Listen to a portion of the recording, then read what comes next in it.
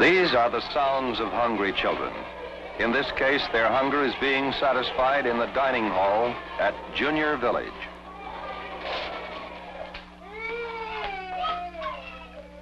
But these too are the sounds of children at Junior Village. Hungry children, hungry for love and affection. This hunger cannot be satisfied at Junior Village. Good evening, I'm Matthew Warren. During the recent holiday season, the various public information media gave much attention to the District of Columbia's Junior Village. This coverage encouraged large donations of time and money for the children of the institution. However, now that the holidays have passed and the publicity has subsided, Junior Village has returned to its routine way of life and has faded from the minds of many persons. Recently, a WMAL film crew spent an entire week on location recording the sights and sounds of Junior Village. Now, in just a moment, we'll visit the world of Junior Village.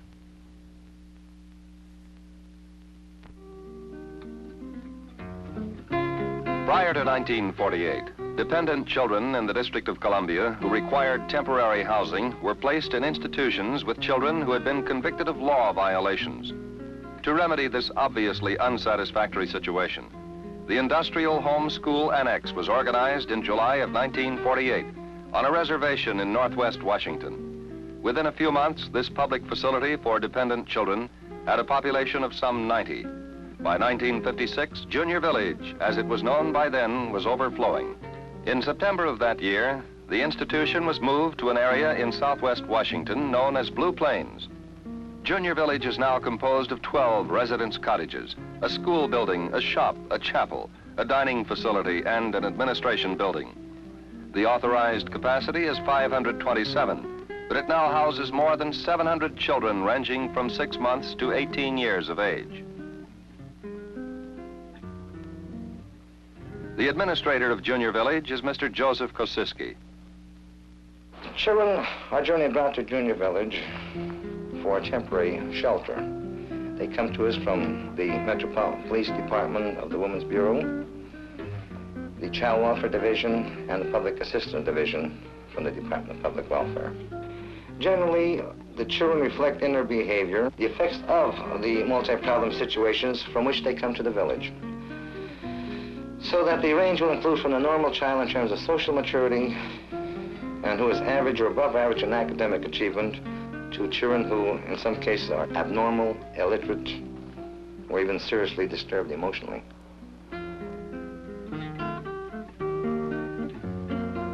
Junior Village operates on an open program system. That is, there is only minimal security with no locked doors or gates. When a child is placed at the institution, he is first interviewed by one of the social workers.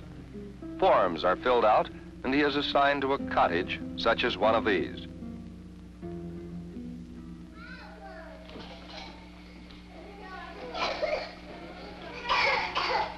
Afterwards, the child is taken to the institution's clinic for a physical examination. If he is in need of treatment, and such treatment can be handled at Junior Village, the child is scheduled for visits to this clinic. What's the matter, Ronald? Except for visiting interns, the institution's only physician is Dr. Reginald James.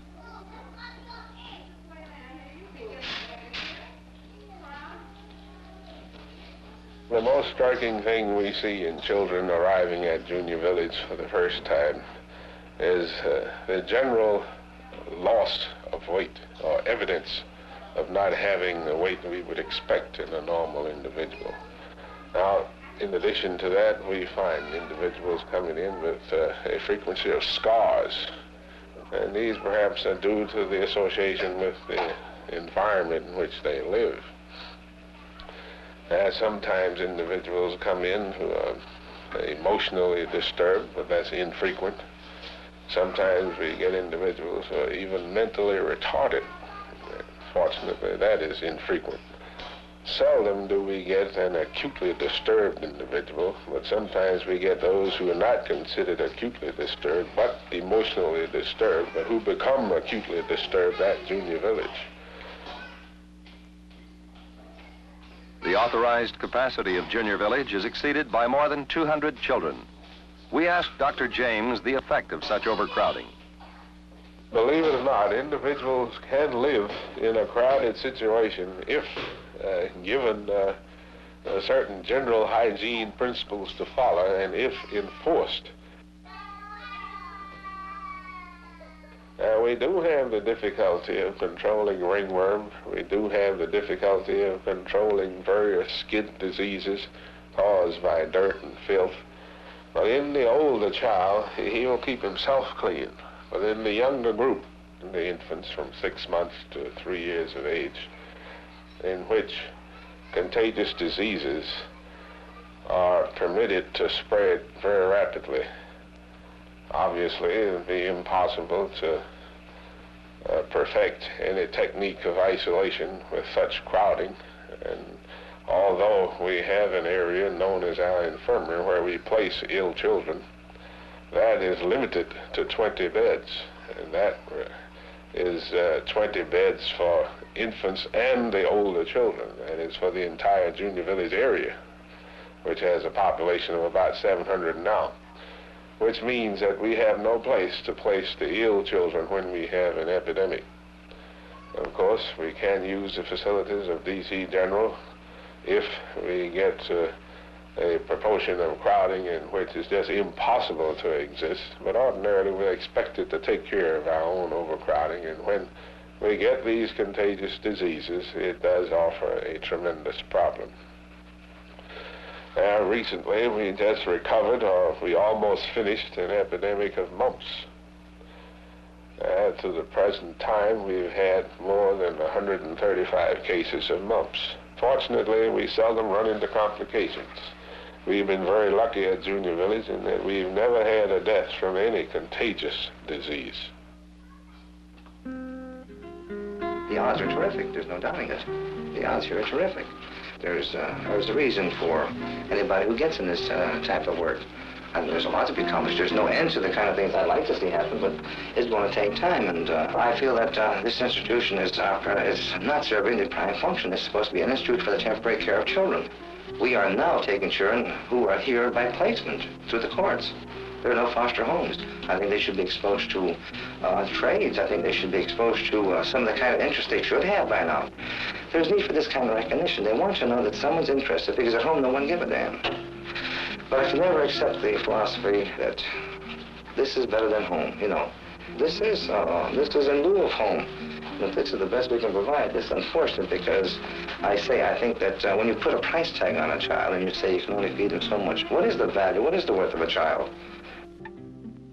It is a very touching kind of scene to see children brought in and with the kind of affection that one child will greet another. Having experienced this sort of thing, I guess things being relative, a child knows how he felt at a time like this, that he's able to share this kind of experience with another new child coming in.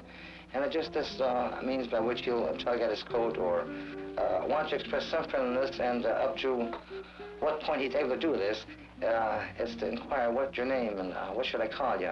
Immediately there's a buddy-buddy kind of system that takes place. Here's a 1-to-1 kind of ratio. We're going to be extra good friends because I'm the first you greet to here. I know you. And surprisingly, you'll notice that this youngster will stay pretty close to this kiddo, whether it be going to school, getting in line for the meals, sitting next to him in the movies. There is this kind of friendship that does seem to become very closely knit when this happens.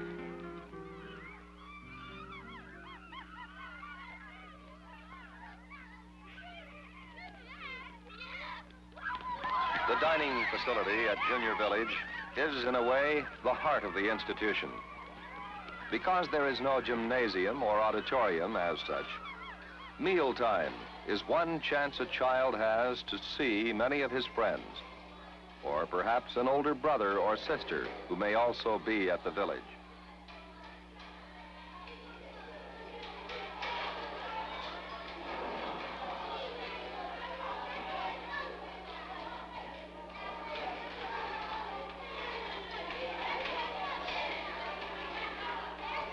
Originally, the dining hall was designed to accommodate 170.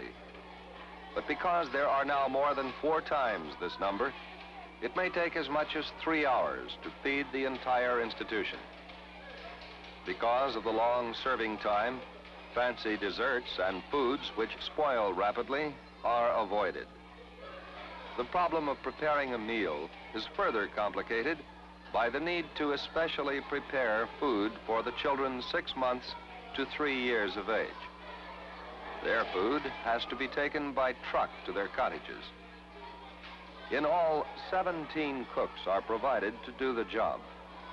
By comparison, DC Village for the Aged, which has a similar number of mouths to feed, has some 48 cooks to do the job. Despite these and other handicaps, children at Junior Village do receive a high-calorie, balanced meal 3 times a day. Perhaps the wholesome sounds here in the dining hall testify to this fact.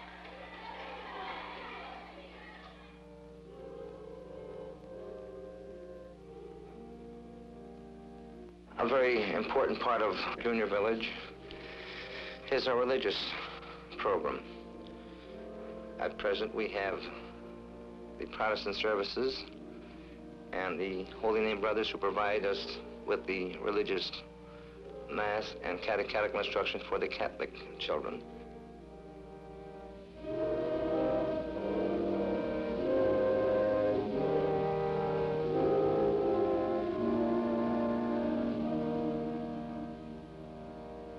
In view of what experiences are gained, and I was thinking of my having gone over the schools here the other day, the children had to write a sentence or so about what church means to them. The fact that they say they go to church so they wouldn't learn to cuss. They go to church so that they would learn not to steal. And it's this sort of concern they have consciousness about stealing and cursing or drinking. And yet they bring this about in a very affirmative way, that they do this so they wouldn't, whatever it is that they are concerned about. The kind of things that maybe they're concerned about that make possible their being here.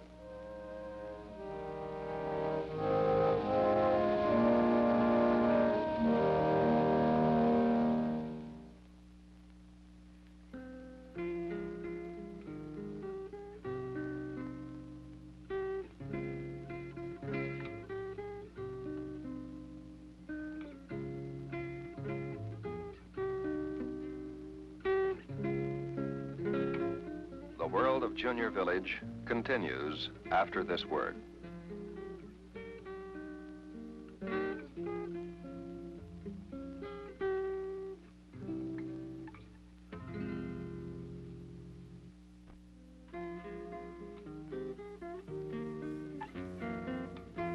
The world of Junior Village continues with the institution's administrator, Joseph Kosiski. It's with a lot of concern that we are involved in the process of education for all the children at Junior Village. Naturally, our school is overcrowded and ungraded, and youngsters up to and including those in the 4th grade are provided the necessary education here at Junior Village. The campus cares for 300 and some children in 6 classrooms, plus our play schools, which are conducted in the individual cottages. And in order to meet the needs of youngsters from 5th grade through junior and senior high school, we have arranged for 220 of our children to attend schools in the community. Monies are being requested, or at least a school building is being requested for next year's budget.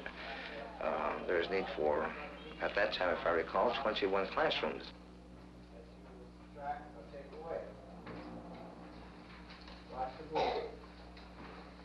Despite the number of children at Junior Village, each presents his own peculiar type of problem.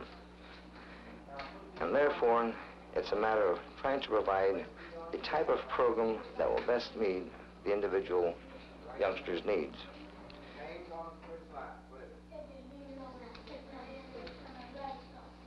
All right, move back so they won't be crowded.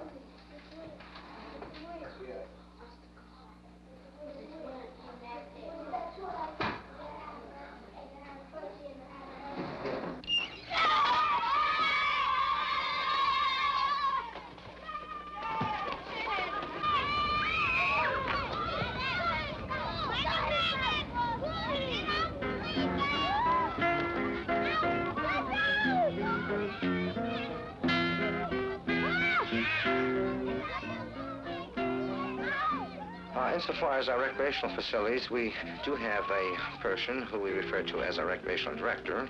As you can imagine, it's rather difficult to plan something definite for so wide an age range, youngsters from 6 months to 18 years of age.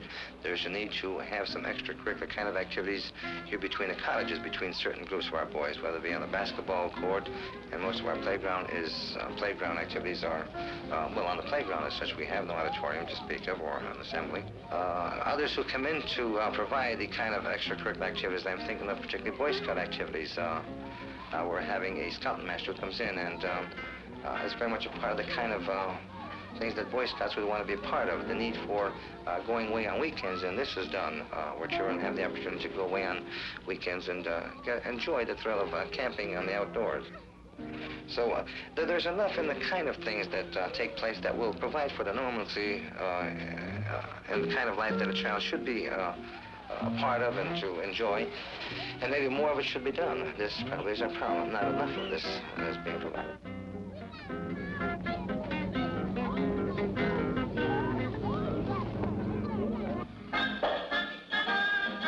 Welcome to the Romper Room. Come in and dance and play. We're all about to sing a song. In Taft Cottage, we have 4 of the classes, or rather 4 classrooms, being used in there so that children can be very much a part of some organized activity. We have volunteers who come over and each morning provide structured play activity in the way of oil paintings and drawings and rhythmic kind of activity. And this is very important. Children know that there's something planned, that they're very much a part of something immediately after breakfast. And there is need for this kind of play school activity, but of necessity we have to use the cottages. So we're doing the best that we can insofar as a lot of space is concerned. The need that, regardless of what the age of a child is, need for recognition. Each child, we all as adults, as grown children, need this kind of recognition. The fact that a child wants to be acknowledged with a little tap on the back on something he does. The need for some men to be able to sit down with some of the toys that youngsters have received here at Christmas time.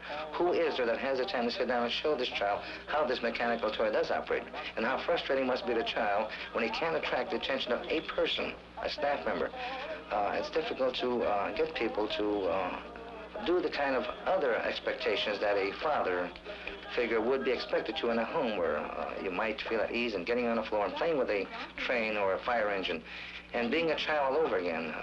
This is almost an impossible thing to expect of members on our staff. It's impossible to get people on staff at the salaries that we can afford to pay for any breadwinner, and particularly, as I say, a male counselor as such. In our colleges, our younger colleges, it's mostly female counselors and nursing assistants that we have.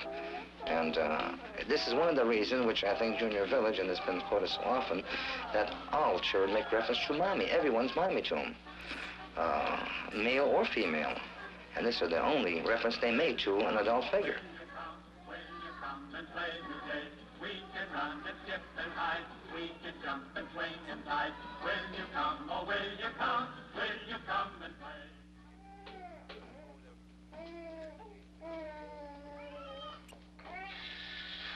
Volunteers have been a most wonderful kind of contribution to life at Junior Village. Volunteers who in the evening come and assist us in bathing these children. Can you imagine having this number of youngsters? We're having to bathe them and get them dressed up and dried up and powdered up and give them the kind of attention that they like at this time of day. This pretty much climaxes the youngsters' day, the most happy kind of a time of life where our volunteers are able to provide this. This, as being a regular chore, could be very monotonous. So you almost have to encourage volunteers to come in who will do this possibly once a week.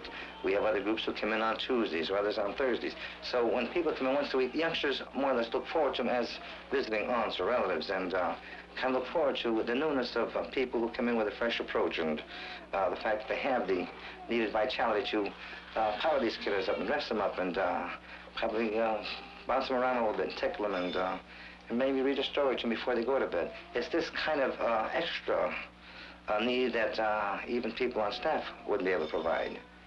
no staff member could possibly accomplish all that would be expected in view of the absorption of more and more children and not having kept abreast of this increase with the needed staff as we go from one fiscal year to the next.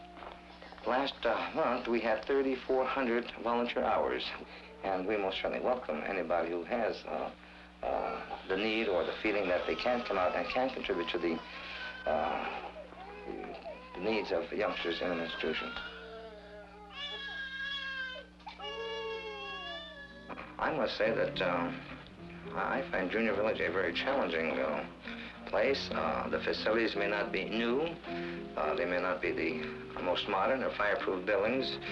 It's true that the buildings weren't planned to house the number of children we had to of necessity place in each of these colleges. It's true we had to double bunk throughout the institution. We had to move the bunks closer together. We've had to put children two in a bed, lower and top. This of necessity. But the fact remains that there aren't enough of the toilet facilities, depending on the number occupying the colleges today, that there aren't the number of water fountains and so much in the way of plumbing and other requirements that are all important and true. But yet the children have learned to accept what they have and adjust to what there is. I know that children would like to have a place where they can hide their secret things, and children just need a place where they can put things that nobody's but their own, a hiding place, and all. I think this is good, and this is a wholesome kind of thing that we should see to it that we can provide this. Not the best we're able to do at the moment is to provide children with a cigar box.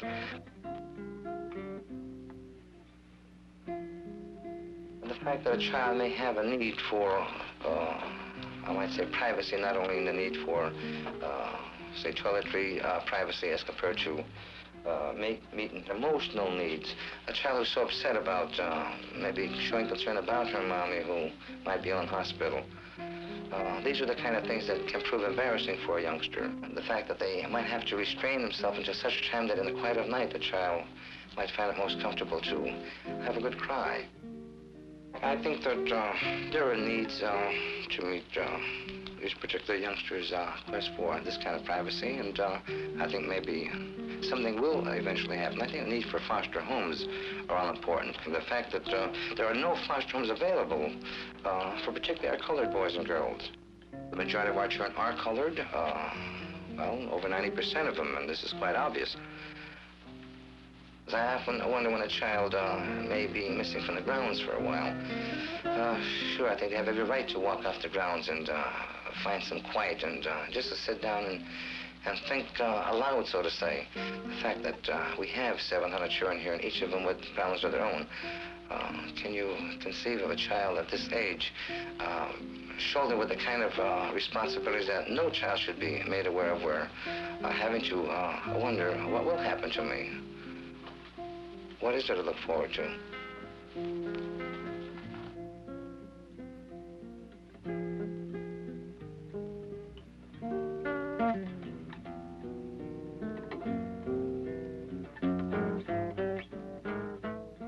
What is Junior Village? Well, it's a small boy and his dog. It's a group of girls playing jacks. A 2-year-old calling his nurse Mommy. A teenaged boy combing his hair for the 7th time before breakfast. And a teenaged girl in a sweater that's too tight. It is old buildings and new. Bandages and pills, school and play, good food and hard knocks. It is sadness and laughter, happiness and tears, hope and dejection. It is bitterness and contentment that can be found at one and the same time in an institution for dependent children. In this world of Junior Village, children are asked to compress into a small slice of time and geographic space experiences and relationships with others which normally would require more time, more space, and more help. Such is the world of Junior Village.